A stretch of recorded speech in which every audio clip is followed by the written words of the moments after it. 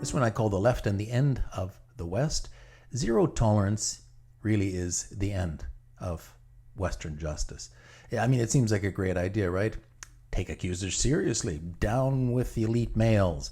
But it means open season for sociopaths to cancel authority figures. It is the end of English common law and democratic justice. Justice is the accused are innocent until proven guilty, right? But once someone is falsely accused, the damage to their reputation is really forever. Knowing what we now know in 2020, who is going to own the high ground in this hugely competitive world? I believe the winner is going to be the one person in the room who truly understands the roots of human nature. Post-2020, the real success is going to depend on high IQ. Not crystallized or emotional IQ, but fluid IQ, the ability to understand complexity and figure out creative solutions. All of my content is directed at that 16% who have an above average fluid IQ. Every one of my thought pieces will expand your mind, but they only work if you watch or read them all the way to the end, and then join the conversation by commenting below. So what is it that stands between the West and the rest? What is our key point of difference? It is, very simply, the presumption of innocence. English common law dictates that any accused person is innocent until proven guilty by the judicial system. This simple principle is the key platform supporting true freedom in Western civilization and is aspired to by the majority of the world's citizens, since the alternative is usually zero justice. The so-called free people of the world rely on this singular concept to own property and to have secure savings. The money hoarders everywhere on the planet rely on the laws and the banking system of the free world to build and maintain their corporations and secure their assets in banks and stock markets. In the so-called free world, the rich enjoy the assurance that no person or entity can simply lay claim to their possessions and take them arbitrarily because the governments will step in and protect their interests. In countries in which those at the top decide who's guilty and where the guilty person's property should go, there is no judicial recourse. Those at the very tippy top take what they want and jail or execute whomever they please. For those lower down, in any not-so-free nation's pecking order, in disputes that fly below the level of interest of the elites or the dictator, it is whoever has the most wealth or influence that wins any dispute. I witnessed this on a daily basis during my many years living in Eastern Europe, Lebanon, and Mexico. Dictatorship by the minority. The presumption of innocence has always been a celebrated virtue of the West for over 200 years, at least until a few things changed relatively recently, the list for which I'll get to in a moment, which have precipitated a cascade of small social changes that have empowered what we now recognize as cancel culture. Cancel culture has had the devastating result of dictatorship by the minority over the lives and livelihoods of many undeserving victims whose reputations have suffered irreparable, permanent, lifelong damage due to what amount to meritless, trumped-up accusations. Cancel culture is the relatively recent phenomenon born in the feminist studies departments of universities that encourages mobs of students and many of their peers who are not students to converge on a university lecture hall, classroom, or other venue, or even a venue outside of the campus, to protest not only the lecture or discussion panel appearance by a perceived enemy of their supposed progressive movement, as dictated to them by the professors who hide in the shadows, but ultimately to end that person's career and good reputation forever. The why is not entirely clear, nor all that important, and possibly the fact that it is a secret and unknown is key to its ability to empower that mob. What is most important to the soldiers in the cancel culture war is the feeling of ultimate domination over the life of someone who just yesterday held a position of authority and respect, along with the feeling of religious-like zeal that comes with chanting and marching in circles as a member of a brand new tribe, especially powerful for those who have never participated in an organized religion.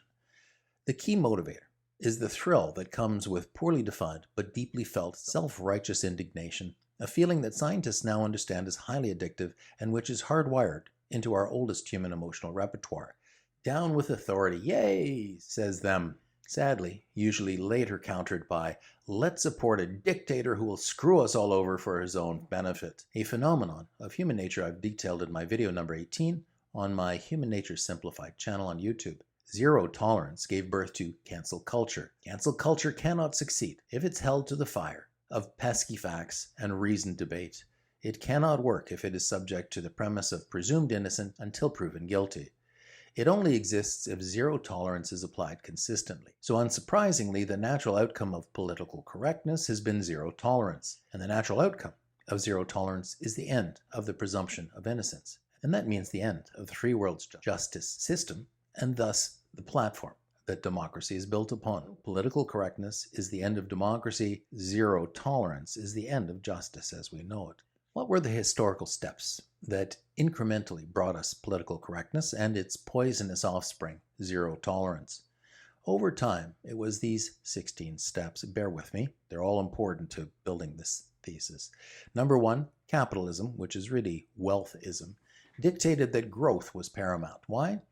Because the wealthy can't get wealthier without growth in the form of GDP, an annual increase in national corporate productivity. If stocks do not increase in value by at least 10% per annum, they get sold off.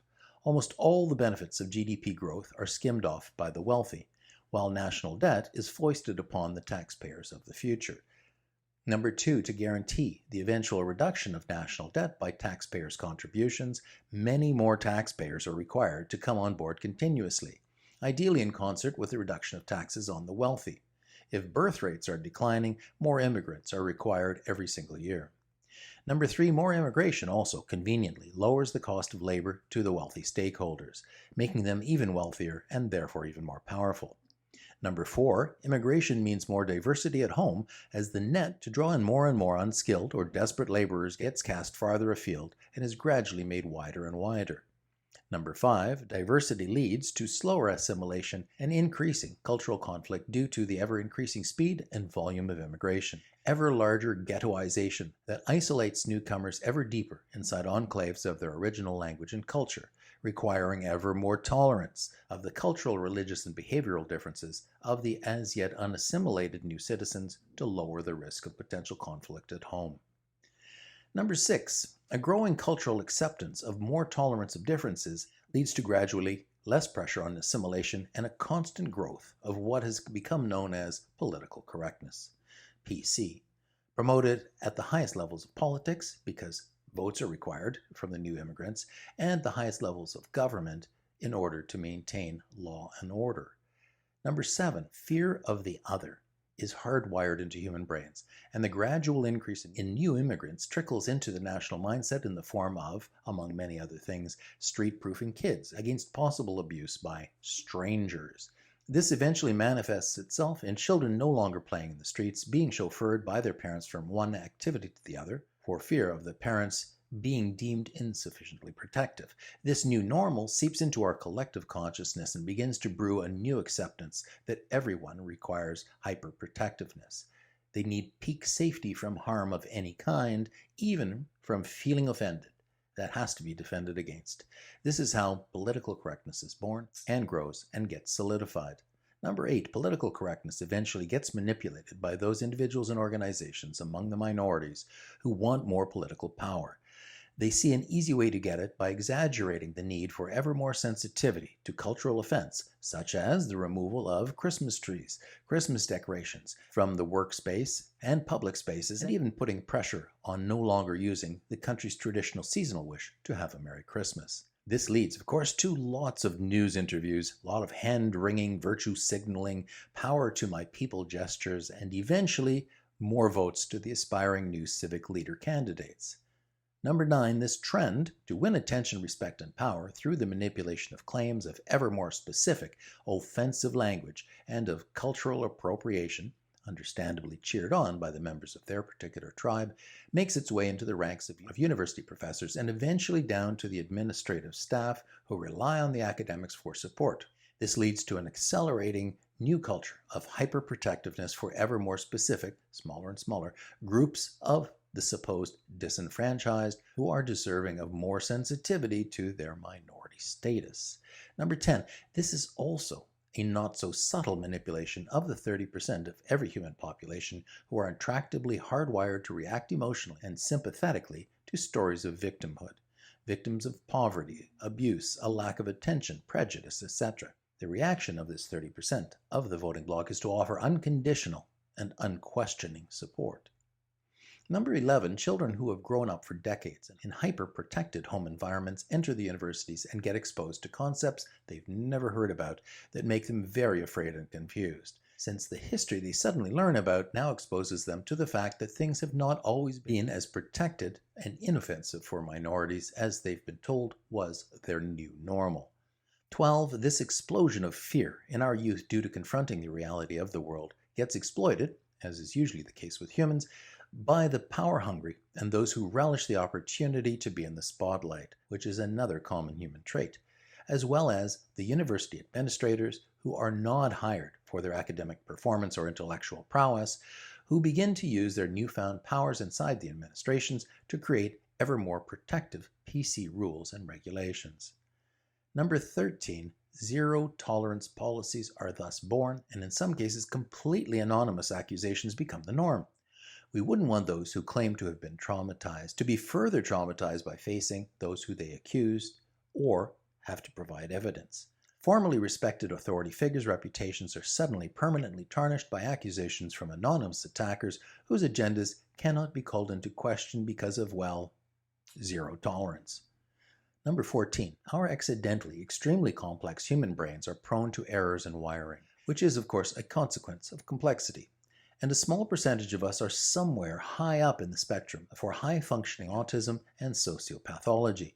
These individuals are much more numerous than most of us realize, as they are not diagnosable, but still suffer from many of the personality traits and challenges of those who are even more rare, which I explained in my video number 3 on the prevalence of sociopaths in our lives. These often highly intelligent individuals suffer from confused and unusual emotional reactions to the world around them, and, lacking a normative set of responses to the world, they are prone to recognizing and taking advantage of loopholes in the social order to level out the playing field and raise their status from being ignored to being in the spotlight. 15. What we now know about human nature is that feeling self-righteous is addictive. It is extremely uplifting and empowering, especially to anyone who has felt that they're invisible or egotistically under-recognized. The sudden welling up of self-importance and control over others, who, just moments before, were unquestionably unassailable, is a heady and seductive elixir.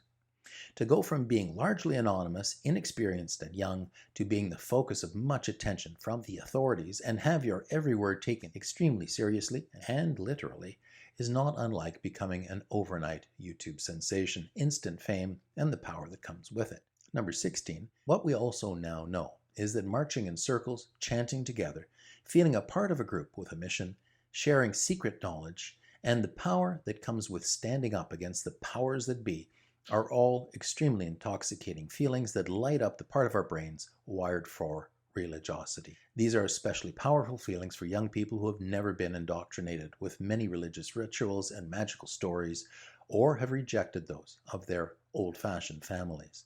So here's a question for you. Among university students, which personality types are most likely to take advantage of this new freedom to cut the legs out from under authority figures, especially authority figures who they are offended by for having exposed them to new information that contradicts their comfortable dogmas? It is not going to be those who intend to keep their heads down and study as intensely as possible, especially if they find it easy to do so because they've come from a group that has always focused on intellectual achievement. The individuals who tend to leap on the train of down with those who would hold me back with parameters of time-honored achievement and respect are those who struggle with meeting scholastic and social expectations and are unhampered by shame or empathy for ending the careers of authority figures. Not every young member of the victimization Olympics is going to become an angry torchbearer. It takes a specific personality type. Is sexual opportunism equivalent to rape culture? The fact that some manipulative, opportunistic young women exist everywhere in the world in no way absolves the truly guilty male parties out there.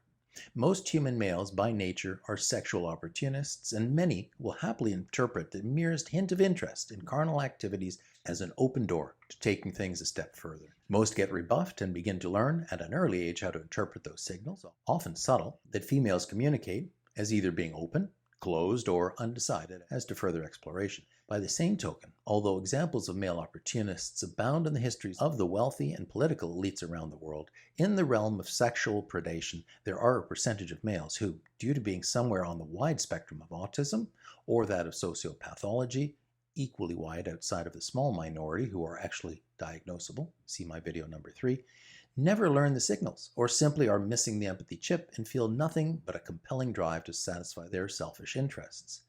These males are especially dangerous to the objects of their predilections, whether male, female, or both. But they are quite rare, and although they stand out as memorable examples we tend to focus on, are simply not numerous enough to qualify an entire male student body as members of a rape culture, no matter how thrilling the concept of this omnipresent danger might be to the feminist leaders of protests and rallies and to their naive flock. On the other side of the gender spectrum, there are young women who struggle to understand social cues and the natural reactions of the men around them on campus and beyond, whether those males are peers or in positions of authority.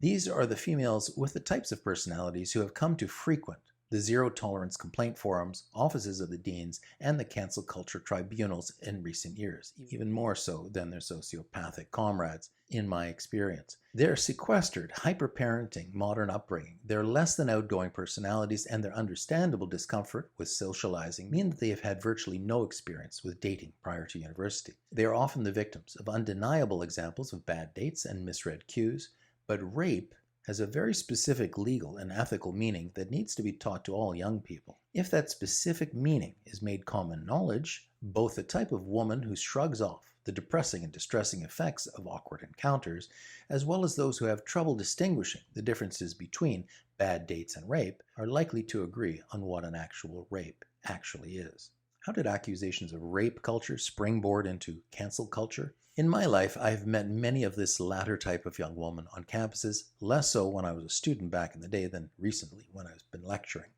In recent years, we've all seen many in the news, the young women who feel awkward in social situations and turn what were certainly bad date experiences into accusations of sexual attacks by famous comedians and other celebrities. What we've been seeing is young women, and some young men, who struggle academically and turn demonstrably poor performance reviews and marks into accusations of unfair and biased evaluations by tutorial leaders, bosses, and teachers. Here's the thing.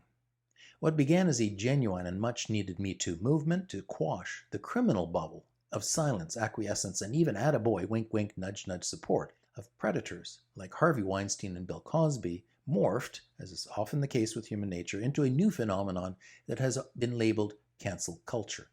How did a legitimate movement to truly help level the playing field for women in the workplace become a force that has pushed totally innocent and intellectually honest professionals like Brett Weinstein, his wife Heather Heying, and Jordan Peterson, which has been attempted but has yet to be fully accomplished, out of their well-earned and respected positions in academia?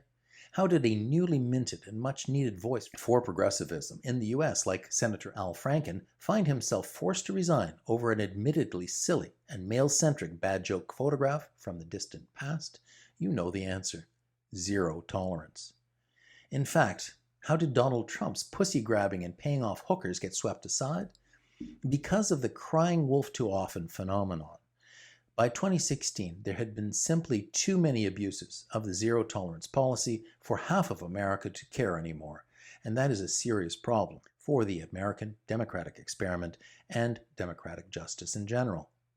Once we accept that truly free speech is less important than political correctness, and therefore that democracy is no longer our bedrock founding principle, then zero tolerance inevitably comes riding in on the coattails of political correctness.